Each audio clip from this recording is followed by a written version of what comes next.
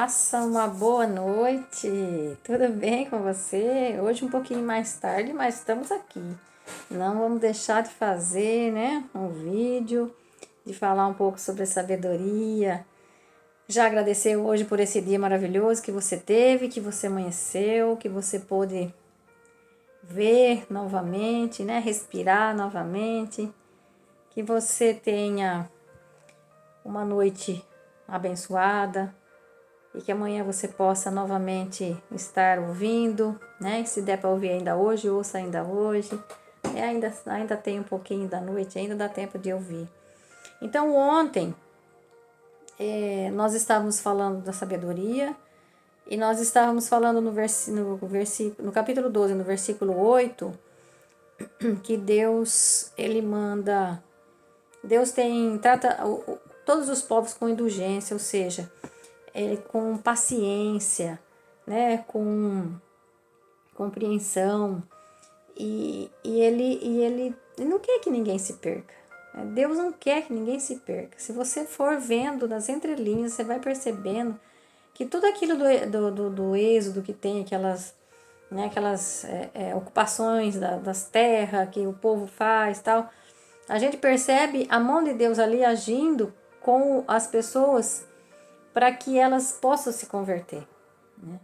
Deus, muitas vezes, não é que Ele manda para a gente, né? Mas alguns fatos acontecem na nossa vida que é para a gente crescer, que é para a gente se fortalecer, né? Se a gente não souber lidar com as dores, não souber lidar com os nossos sentimentos, nós não vamos nunca vencer a nossa vida, nós não vamos nunca crescer, não vamos nunca conhecer o verdadeiro amor de Deus. Porque Deus não quer seus filhos moles, né? Filhos que não tomam atitudes. Ele quer filhos fortes, filhos fortalecidos na fé, né? Não quer filhos que qualquer coisinha tá aí chorando, né? Achando que não pode, que não consegue. Não, nós somos filhos de Deus. Então, nós temos um pai, né? Acima de tudo, nós temos um pai. Esse nosso Deus é o nosso pai. Ele nos ousou chamar de pai.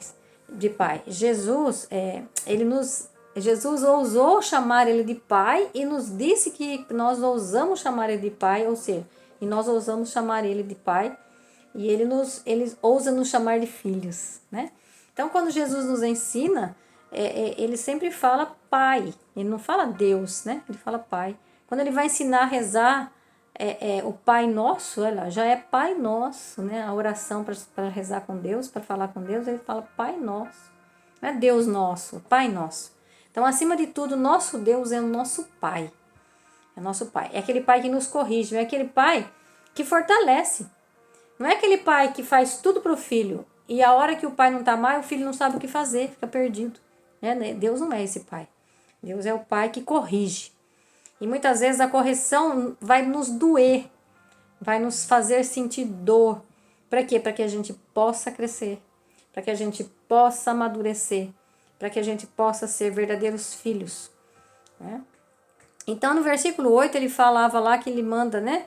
Mas também com eles, porque eram homens, tu tratasse com indulgências, ou seja, aquele povo que eles estavam ocupando as terras que eles já, né, moravam. Mas como eles tinham outros deuses e tinham os ídolos, né, que eles falam lá, eles chamam como estrangeiros, né, deuses estrangeiros. Então, ele vai vendo que Deus manda as vespas na frente, ou seja, manda alguma coisa para que as pessoas possam se converter. Você percebe,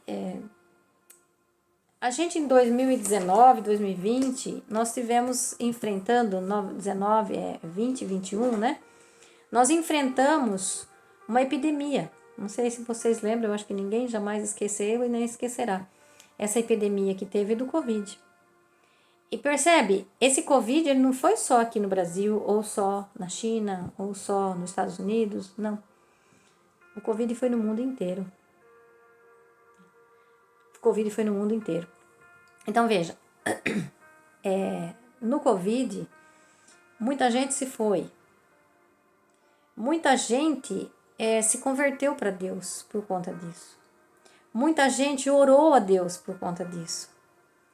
Então, tudo o que acontece é para que a gente nos aproxime mais de Deus.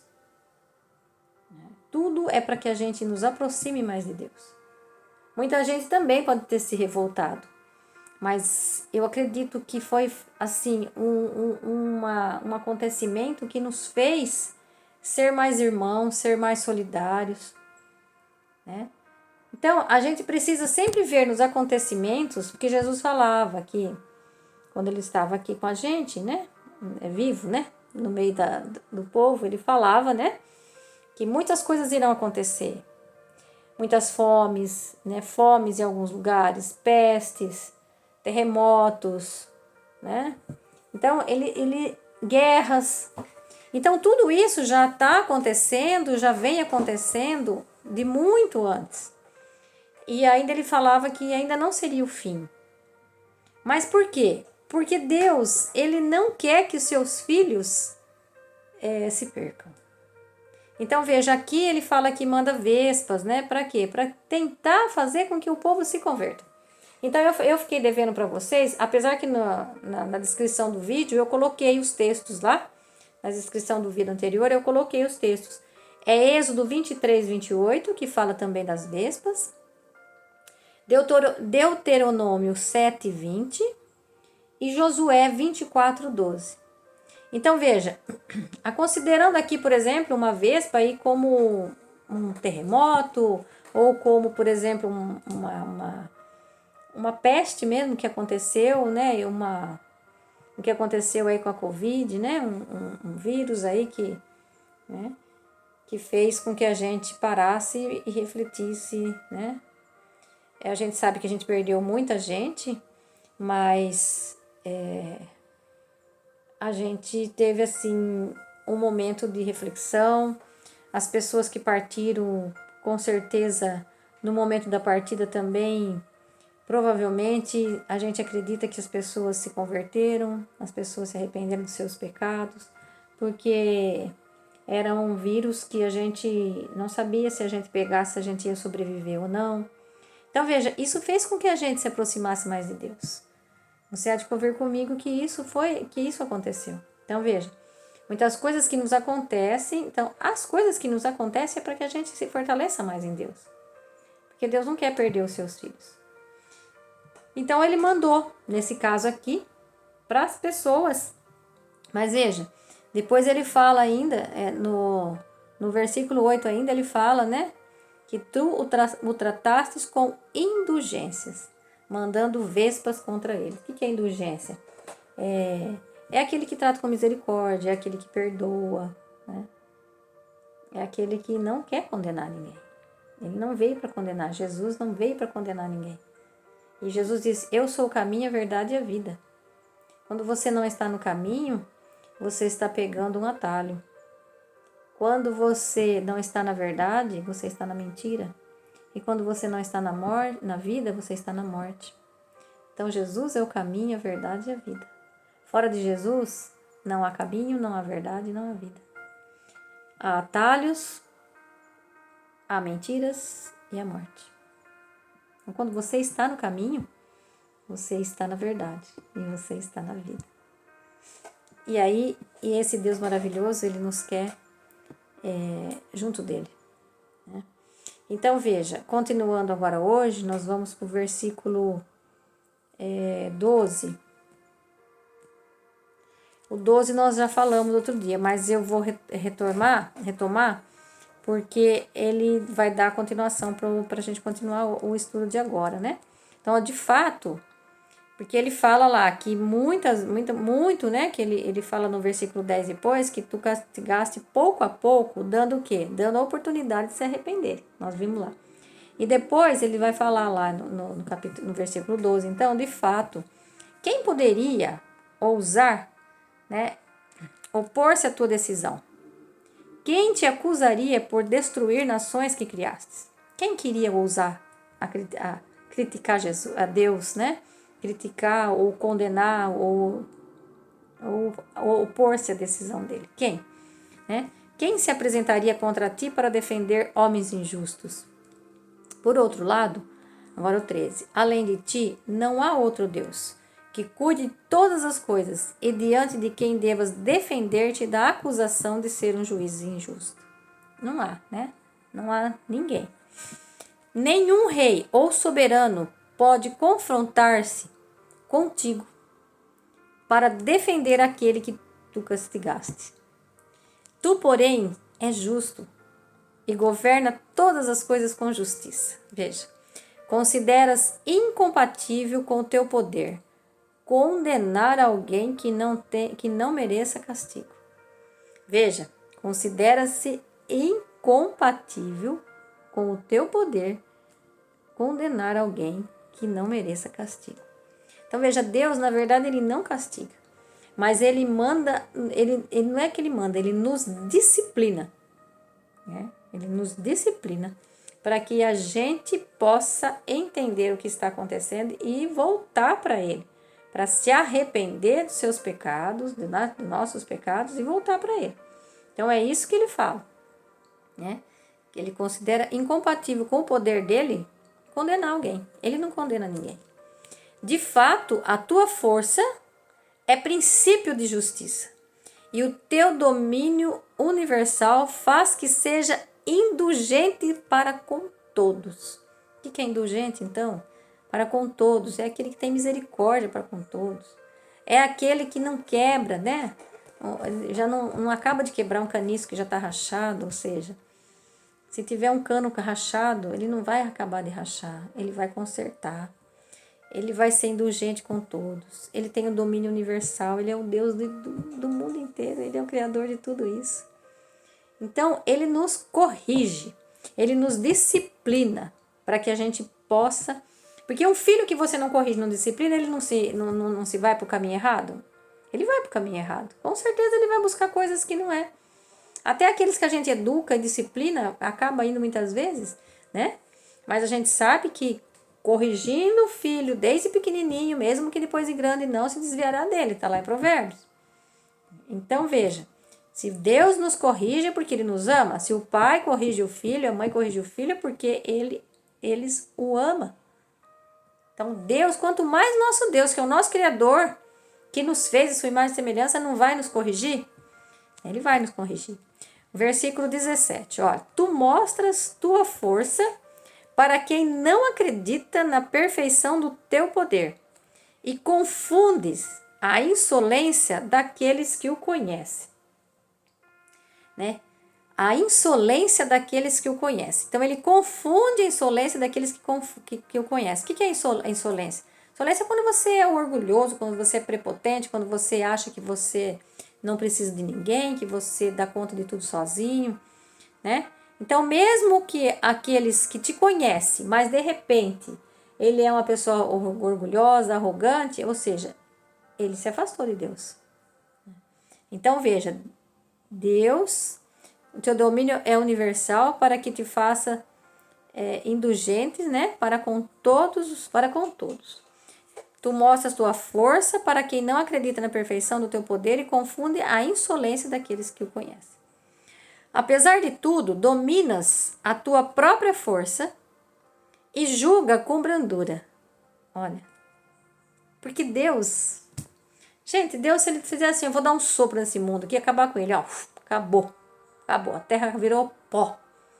Né? Vocês lembram lá da Noé que construiu a arca? E a chuva só choveu 40 dias. E ó, alagou tudo. Acabou com toda a terra. Então veja, para Deus, então ele fala, apesar de tudo, dominas a tua própria força e julgas com brandura. Então, apesar do que ele domina, ele tem o domínio sobre todas as coisas, mas ele não julga conforme ele tem o poder, né? E Jesus veio para aplacar, porque Jesus veio aqui na terra para nos defender desse Deus poderoso aqui, que pode aplacar a gente com um sopro, que pode aniquilar a gente com um sopro. Então Jesus veio aqui, foi obediente, aquele que, né, Jesus veio para morrer pelos nossos pecados, né? Para nos dar a vida e aplacar a ira de Deus, para fazer com que novamente a gente, crendo nele, a gente tenha vida eterna.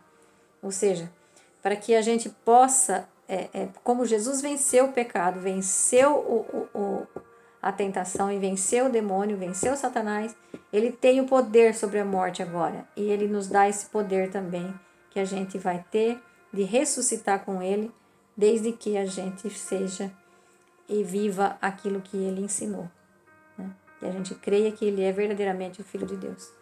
Então aí a gente vai ter como governar sobre essa terra. Por quê? Porque a gente tem que se ver como filha e filho merecedor, né? Mesmo não sendo merecedor, mas é o mínimo que nós podemos fazer por Cristo que morreu por nós, né? É a gente fazer aquilo que nós precisamos fazer. É a gente fazer, cumprir o nosso propósito aqui na terra, da gente levar a nossa imagem para as pessoas que ainda não sabem quem são. A partir do momento que você descobre que você é filho de Deus, imagem e semelhança, você tem que levar isso às outras pessoas para que elas descubram também. E que descubra que Jesus veio aqui, que salvou ela também. Para ela sair dessa vida que ela está, para que ela se transforme numa nova pessoa, numa nova criatura. Para alcançar o reino de Deus, ou seja, para voltar para Deus, que é o Criador dela. Porque ela está, né, afastada de Deus. Então esse é o nosso propósito. Então tudo que nós podemos fazer é isso. Porque o nosso Deus, ele não age conforme as nossas culpas, ele não age conforme os nossos pecados. Porque se fosse assim, nós já falamos, né? Nós estaríamos aniquilados. Então, apesar de tudo, dominas a tua força e julgas com brandura. Tu nos governa com muita indulgência. Olha aí, né? A indulgência de novo ali, com misericórdia, né? Então, tu nos governa com muita indulgência, porque tu podes exercer o poder quando queres. É o que eu falei, né? Deus tem todo o poder. Com tal modo, versículo 19, com tal modo de agir, tu ensinastes ao teu povo que o justo deve amar os homens e infundistes em teus filhos a esperança, porque concedes aos homens a possibilidade de se converterem depois de pecar. Olha, gente, que versículo maravilhoso. Meu Deus. Você entendeu esse versículo? Porque Deus agindo dessa forma que a gente estava vendo aqui até agora, ele fala assim, aí ele fala, ó, com tal modo de agir, tu nos ensina. Ou seja, tu ensinastes ao teu povo, a nós, né, ao teu povo, que o justo deve amar os homens. E infundistes em teus filhos a esperança, porque concede aos homens a possibilidade de se converterem depois de pecar. Deus é um Deus maravilhoso, né, gente? Misericordioso. Olha, punistes os inimigos de teus filhos com grande brandura e indulgência, dando-lhes tempo e ocasião para se converterem da sua maldade, quando na verdade eram réus de morte. É o que eu disse agora há pouco. Se Deus nos tratasse conforme os nossos pecados, nós já estaríamos aniquilados. Éramos réus de morte. Deus é maravilhoso. Mas você tem a chance, eu e você temos a chance de nos convertermos a todo momento e voltar a Deus a todo momento. Por quê? Porque no final, gente, vai ser eu e Deus, vai ser você e Deus, cara a cara. Não vai ter desculpa, não vai ter historinhas. Ah, mas hoje eu tô cansado. Ah, mas hoje eu trabalhei demais.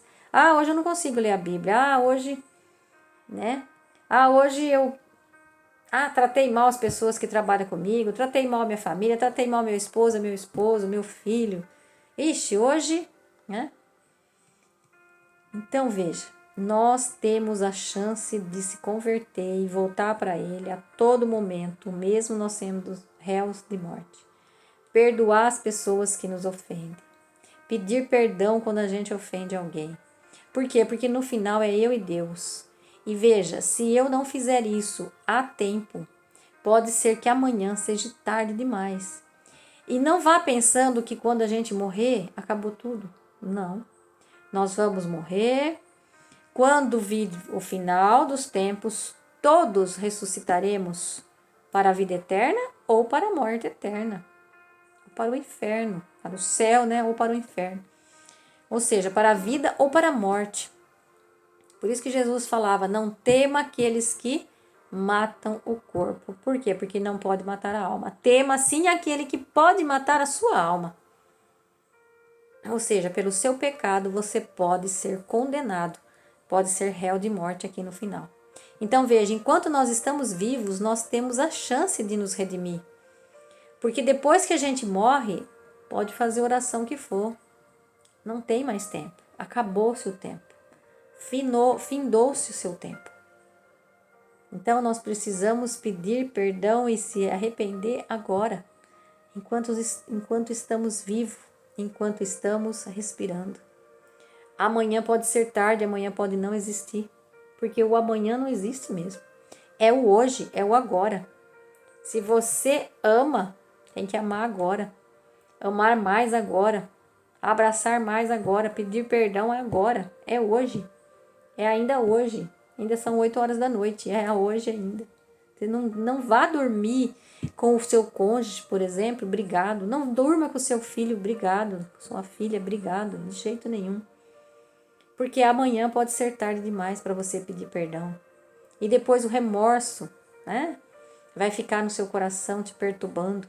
Porque eu não perdoei, porque eu não fiz isso, porque eu não fiz aquilo. Por isso é que cada dia nós temos que viver intensamente, como se fosse sempre o último dia de nossas vidas. Nós não podemos nos descuidar. E nós temos que viver esse amor intenso de Jesus por nós. E esse amor que Jesus veio trazer do Pai por nós.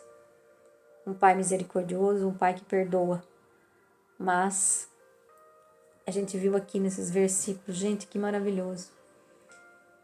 Mas cuidado para que a gente não caia na tentação de não pedir perdão, né? Na tentação de cada vez mais pecar. Que a gente viu aqui que Deus trata a gente com mansidão, com indulgência, com sabedoria, mas Ele quer que a gente se converta. Por quê? Porque pode ser que eu morra hoje, por exemplo, e amanhã eu fiquei sem pedir perdão para alguém, eu fiquei sem perdoar alguém, né? Eu fui dormir brigada com alguém. Então, que a gente possa refletir sobre isso. Deus nos dá todas as chances e a possibilidade da gente ser uma pessoa nova, uma pessoa transformada, mas nós temos que querer fazer isso. Nós temos que querer fazer isso. E nós só vamos fazer isso a partir do momento que eu descubro qual é a minha verdadeira identidade. A verdadeira identidade de filho, muito amada, muito amado, né?